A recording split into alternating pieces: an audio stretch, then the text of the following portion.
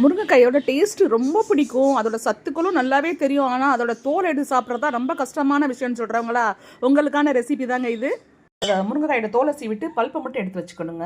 கடாயை காய வச்சு நான் நல்லெண்ணெய் ஊற்றிக்கிறேங்க. கடுகு, சோம்பு, வெந்தயம் போட்டு தாளிச்சுக்கிறேங்க. 2-3 வரமிளகா போட்டு இது நல்லா பொரிஞ்ச பின்னாடி இப்படி வெங்காயமும் கருவேப்பிலையும் போட்டுக்கலாம். ஒரு 2 கட்டை பூண்டு வெட்டி வச்சுக்கிறேங்க, அதையும் போட்டுக்கிறேங்க. வெங்காயம் ஒரு ஆஃப் குக் ஆயிடுச்சுங்க, வதங்கிருக்குங்க. இப்போ நான் வந்து வெட்டி வச்சுக்கிறேன் பார்த்தீங்களா, கழுவிட்டு பல்ப்பு மட்டும் அதோட சதப்பகுதி மாத்திரம் அதை போட்டுக்கலாங்க. இது தக்காளி வெட்டி வச்சுக்கிறேங்க, மீடியம் சைஸ், அதுக்கு போட்டுக்கலாம். கொஞ்சம் உப்பு போட்டுக்கலாங்க, கொஞ்சம் மஞ்சள் பொடிங்க, தனி மிளகாய் தூளுங்க, தனி மல்லித்தூள், இது வந்து ஜீரகத்தூளுங்க கொஞ்சம் போட்டுக்கலாம்.